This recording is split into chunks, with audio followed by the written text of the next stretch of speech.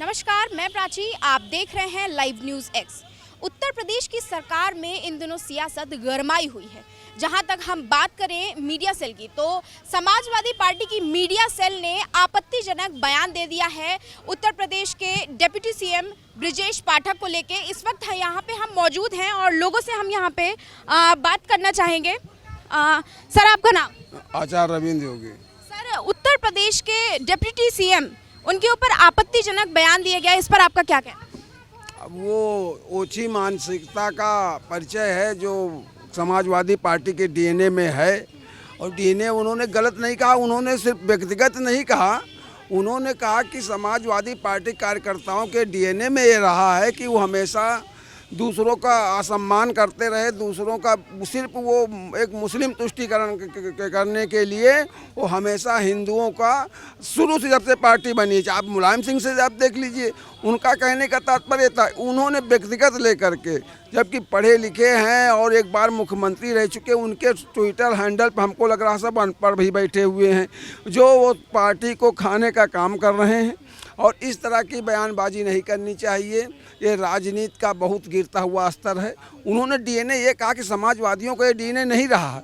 जिस तरह के उनके समाजवादी पार्टी में कृत्य किए जा रहे हैं, ये समाजवादियों को जो आप राम मनोहर लोहिया के देख लीजिए, आप उनको जयप्रकाश नारायण का देख लीजिए, इन लोगों को डीएनए आप देखिए, शुचिता होती थी। अब तुम इस स्तर पर गिर गए। सिर्फ एक मुस्लिम तुष्टीकरण की राजनीति करने के लिए तुम किसी भी स्तर पर जा सकते हो। उस परिप्रेक्ष्य में माननीय ब्रजेश पाठक जी ने कहा जिसका इनके समाजवादी पार्टी के ट्विटर हैंडल से गलत दुष्प्रचार किया गया, उसका पुरजोर विरोध हो रहा है और विरोध होगा। और देश की जनता जान रही है, देश के प्रदेश की जनता इनको मुंह तोड़ जवाब देगी।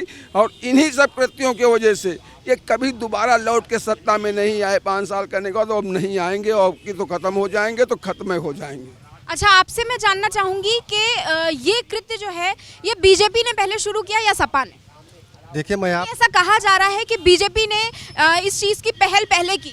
मैं आपको बता दूं, माननीय ब्रजेश पाठक जी की शिक्षा दीक्षा सब यहीं लखनऊ की है, तो लखनऊ की तहजीब ही अलग है। तो जो यहाँ पढ़ेगा, यहाँ की शिक्षा दीक्षा होगी, उसके अंदर एक संस्कार होगा, बातचीत का तौर तरीका अलग होगा, रहन सहन अलग होगा, भाईचारा स्थापित होगा। जो विदेश से पढ़ के आया होगा तो उसके पास कहाँ संस्कार होगा, वो तो अपनी ऊंची करने में लगा रहेगा। तो अखिलेश यादव और माननीय ब्रजेश पाठक जी में जमीन आसमान का अंतर है। जो जिसके बगल में उर्दू पढ़ने वाले लोग अगल बगल लगे होंगे, वो कहाँ संस्कारिक हो सकते हैं। माननीय ब्रजेश पाठक जी यहाँ पर हिंदी पढ़े और इंग्लिश पढ़े हैं, और यहाँ के गरीबों की इस माटी में, हिंदुस्तान की इस माटी में वो पले हैं, बड़े हुए हैं। यहाँ की शिक्षा दीक्षा है, यहाँ का संस्कार है, वो हर व्यक्ति के दर्द को समझते हैं। मैं आपको बता दूं, समाजवादी पार्टी और भारतीय जनता पार्टी में ज़मीन आसमान का अंतर है। ये जो है विश्व की सबसे बड़ी पार्टी भारतीय जनता पार्टी है, और समाजवादी पार्टी माने कुछ नहीं। अभी कहाँ, अभी तो बहुत मेहनत करें, लेकिन जिस तरह से दलित पिछड़ा करके बनारस वाले मिश्रा के कंधे पे हाथ रखते हैं, दलित पिछड़ा करके वो राठौर के कंधे पे हाथ रखते हैं, ये पूरी तरह से आज उत्तर प्रदेश का दलित पिछड़ा इनकी मानसिकता को समझ चुका है। अब इनके झांसे में आने वाला दलित पिछड़ा नहीं है। इनकी चाल चलन, चरित्र और नीति और नियम, इनका सब पूरी जनता समझ चुकी है। अब समाजवादी पार्टी 2027 में आने वाली नहीं है, इनका खात्मा हो चुका है। अच्छा, मैं आपसे पूछना चाहूँगी, जाति की, डीएनए की, हर एक चीज़ की बात हो रही है, लेकिन विकास की बात नहीं हो रही है। ऐसा है, जब से भारतीय जनता पार्टी की सरकार बनी है तो 3 चीज़ में गिरावट आ गई है: परंपरा, शिष्टाचार और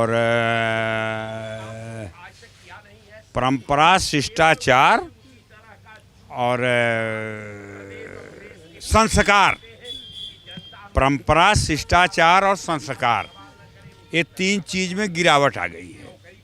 अगर ये तीनों चीज़ जिस व्यक्ति में पाई जाती है, वो महापुरुष होता है, वली होता है। और 2 चीज़ जिस व्यक्ति में पाई जाती है, वो इंसान होता है। मानव होता है, क्योंकि कुछ कमी का नाम ही मानव है, मानव प्राणी।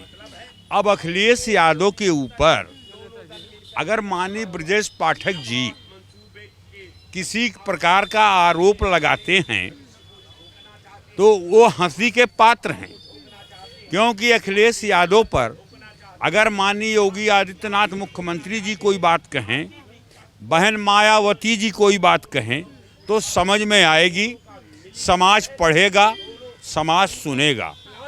माननीय ब्रजेश पाठक जैसे जैसे कितने पूर्व कैबिनेट मंत्री, पूर्व राज्य मंत्री स्वतंत्र प्रभार, पूर्व राज्य मंत्री, एमएलए और एमपी लाइन लगाए खड़े रहते हैं कि माननीय अखिलेश जी हमारे नमस्कार को स्वीकार कर लें, और हम लोग तो लाइन से भी लाइन में नहीं हैं। अच्छा पूरी बात होने तो क्या एक मिनट।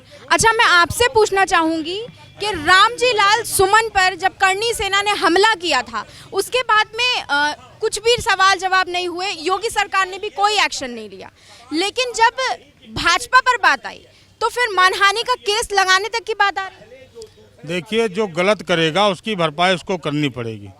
अब यही समाजवादी पार्टी कौरी सोना शिवपाल यादव ने खुद ही कहा था, देख लीजिए, इसमें कहा था समाजवादी, शिवपाल यादव की वीडियो, समाजवादी चोर उचक्कों की पार्टी हो चुकी है और यहाँ कब्जा शराब माफिया जैसे लोग पार्टी में हैं। तो देखिए, इन पार्टी जो लोग देश के विरोध में जाके बात कर दें, जो लोग ये हमारे जो हम महापुरुषों के खिलाफ जाके बात कर दें, उनसे किसी के सम्मान की उम्मीद नहीं की जा सकती।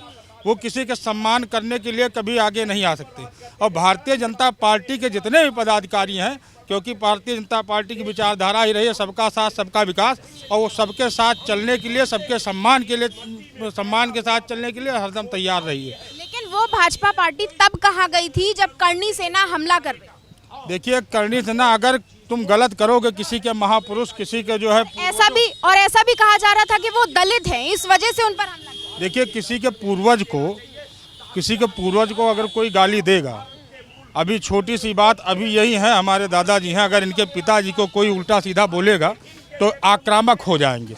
ये कोई बहुत बड़ी बात नहीं। किसी को पूर्वज को उन्होंने अभद्रता से, उन्होंने आपत्तिजनक और अमर्यादित बयान दिए, इसीलिए करणी सेना एक हुई। उसके बाद भी योगी सरकार ने वहाँ पर शासन सुनिश्चित करते हुए पुलिस मुहैया करा के वहाँ पर कोई भी दंगा, कोई भी कुछ विवाद नहीं होने दिया। अच्छा, मैं आपसे पूछना चाहूंगी कि इस पूरे मसले में आखिर डीएनए की बात की गई है, ये बहुत बड़ी बात है, तो इस चीज़ में आपका क्या कहना है इसका? ये सब भारतीय समाजवादी पार्टी का एक षड्यंत्र है, और भारतीय जनता पार्टी सबका साथ सबका विश्वास के साथ चलने वाली पार्टी है। ये कुल के मतभेदों में वो पड़ने वाली पार्टी नहीं है। ये सब राजनीतिक द्वेष 2027 के लिए किया जा रहा है कि किसकी सरकार बनेगी, किसकी नहीं बनेगी, ये भ्रामक फैलाकर जनता को अफवाह उड़ाया जा रहा है, जो कि आने वाला समय फिर से भारतीय जनता पार्टी के लिए एक अलग कामयाबी होगा। अच्छा, आप बीजेपी के सपोर्टर हैं कि नहीं, हम समर्थक नहीं हैं, हम सही चीज़ का साथ देने वाले हम लोग हैं। हाँ, बिल्कुल, है ना। आपसे मैं पूछना चाहूँगी कि डीएनए को लेकर जितना बवाल फैला हुआ है, इस पर आपकी क्या टिप्पणी है? मेरी ये टिप्पणी है कि मैं ब्रजेश पाठक पे जाता हूँ, क्योंकि पहले तो बसपा में रह चुके हैं, वो अपनी कुर्सी बचाने के लिए उल्टा सीधा बयान करते हैं। और एक जन बयान कर केशव प्रसाद मौर्य स्टूल जी, जो हमारे मंत्री हैं, उप मुख्यमंत्री हैं, तो बताइए वो अपना सीट हार गए इसी के उल्टा सीधा बात के चक्कर। 27 में समाजवादी की सरकार आएगी और ब्रजेश पाठक जैसे माफियाओं को, और ब्रजेश पाठक का जो भतीजा सर्वेश पाठक, इतना माफियागिरी किया, इतना बालू में, इतना शराब में, इतने माफियागिरी किया, एक नंबर पे भ्रष्टाचार भारतीय जनता पार्टी में एक नंबर पे चल रहा है इस समय जी। चरम सीमा पे है। चरम सीमा पार कर चुकी है। एक चरम सीमा की सीमा होती, लेकिन भाजपा का तो पूरे देश भर में डंका बजता है। कहाँ डंका पिटता है? भाजपा जिसे कार्डी सेना वाली बात किए थे, ये योगी सेना है, कार्डी सेना नहीं है।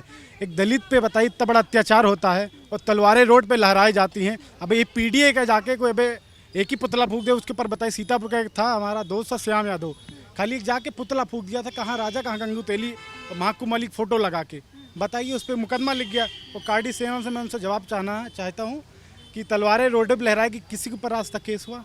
किसी के ऊपर एक मुकदमा नहीं लिखा गया। अभी पीडीए का परिवार जाके तलवार नहीं, कुछ एक पुतला फूंक दे, उसके ऊपर मुकदमा लिख के जेल भेज दिया जाएगा।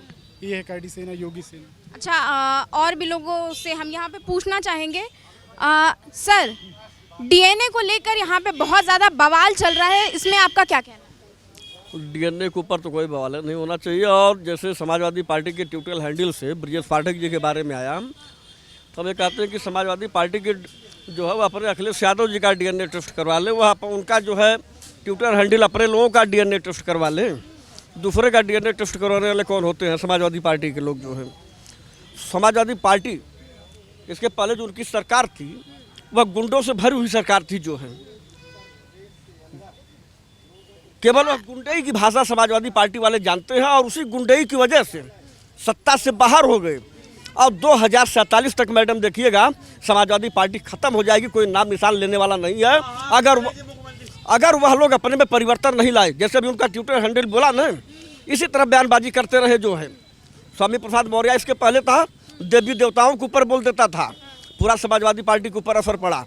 आज ट्विटर हैंडल उनका जो है आर्टिफिशियल चिल्ला रहा है। इन्हीं सब कारणों से समाजवादी पार्टी अब जो है सत्ता में आने वाली नहीं है। जनता जान चुकी है किसके वोट देने से, किसकी सरकार होने से हम सुरक्षित रहेंगे, हमारा विकास होगा, हमारा काम चलेगा। जनता पूरी जो है भारतीय जनता पार्टी के पक्ष में है।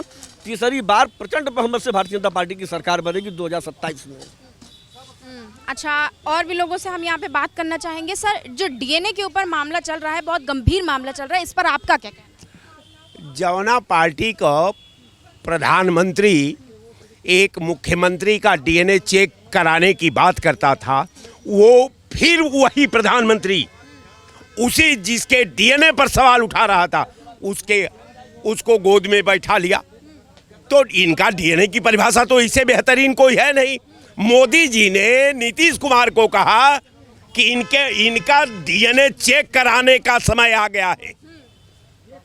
तो कहाँ तो डीएनए चेक हो गया? बगैर डीएनए चेक हुए जब मोदी जी के साथ आ गए नीतीश जी, तो डीएनए का सर्टिफिकेट भारतीय जनता पार्टी का डीएनए का एक डॉक्टर स्पेशलिस्ट है। एक इसके विपरीत विचारधारा का ये डीएनए का सवाल उठाती है और उसका सर्टिफिकेट भी अगर उसके साथ चले जाइए तो शाम को जारी कर देती है। तो ये भारतीय जनता पार्टी की ये व्यवस्था है, सोच है। और रह गया सवाल कि भारतीय जनता पार्टी पूरा 8-10 साल के अंदर 1 करोड़ रुपए का कहीं बता दे कि इसने ये उद्योग लगाया है। 1 करोड़ रुपए का, जिसमें स्टील हो, लोहा हो, सीमेंट हो, कोई एक फैक्ट्री का नाम बता दीजिए जो उत्तर प्रदेश सरकार ने लगा करके दिखा दिया कि ये योगी सरकार का ये उद्योग है। ये काम नहीं करेंगे। जितनी गन्ना मिले, जितनी सूता मिले, सब एक एक कर सब बिक गए, रूस तक सब बेच डाले, सब एयरपोर्ट से लेकर के रेलवे स्टेशन तक। लेकिन ये बताइए कि बीजेपी के कोई भी कार्यकर्ता, कोई भी नेता पर अगर ऐसी कुछ चीजें होती हैं तो कोई भी उनके ऊपर सवाल नहीं खड़े किए जाते हैं, लेकिन इसलिए कि कोई मानहानि का केस नहीं लगाया जाता। इसलिए कि कोतवाल हैं। जब सैया भइल कोतवाल तो अब डर काहे का। स्मरण रहे कि अगर आज सरकार चली जाएगी तो एक आदमी भाजपा के लाइन पर खड़ा होने वाला नहीं मिलेगा। आज एक आदमी बहुजन समाज पार्टी के लाइन पर नहीं खड़ा होकर बोलने वाला है। एक आदमी सपा के लाइन पर नहीं बोलने वाला है। लेकिन बोलता वो है जिसके पास चरित्र होता है, जिसके पास संसाधन होती है, जिसके पास ईमानदारी होती है, जिसके पास त्याग होता है। आज जो आप समझ लीजिए कि शहादत के जब से लबरेज होता है, ये लोग क्या बोलेंगे? ये सरकार है, भाषण दे रहे हैं, दूसरे को ये कह रहे हैं। एक बताइए, यहाँ मैं खड़ा हूँ, एक कोई चीज बता दे भारतीय जनता पार्टी का द्वारा निर्माण कराया हुआ है? नहीं बताएगी, इसलिए कि उसके पास कुछ है ये नहीं है। भारतीय जनता पार्टी ने लेकिन महिला सुरक्षा भी बहुत करवाई। बिल्कुल कराई है ना। हाथरस से लेके, कानपुर से लेके, वाराणसी से लेके, पीलीभीत से लेके, पहलगाम आतंकी हमले में भी उसका बहुत बड़ा बिल्कुल इतना बड़ा था कि जो 28 लाशें गिरी उस पर तिरंगा यात्रा चल रही है। इससे बड़ा कौन राष्ट्रभक्ति हो सकती है? 28 लोगों का जिस घटना में के बुनियाद के दहलीज में जान चली गई हो और उस पर तिरंगा यात्रा चल रही हो, तो ये तो एक नंबर का बात है। यही भाजपा का विचारधारा है। तो इनको सत्ता चाहिए, चाहे कोई भी कुर्बानी देना पड़े, कोई भी शहादत देनी पड़े, कोई भी देश चला जाए, उससे इनका मतलब इनको केवल इनकी राष्ट्रभक्ति केवल कुर्सी, हमें बार बार कहता आ रहा हूँ, और ये कुर्सी की राजनीति करते हैं। इनका देश से कोई मतलब नहीं, न देश की एकता से, न देश की अखंडता से, न देश के सद्भाव से, न देश के मिल्लत से, न देश के आवाम से, न देश का शिक्षा से, न सुरक्षा से, न महिला आत्म सम्मान से। इनके पास वही है, ये वही बेटी बचाओ बेटी पढ़ाओ भी इन्होंने ही लिया। बिल्कुल एकदम जुट गए।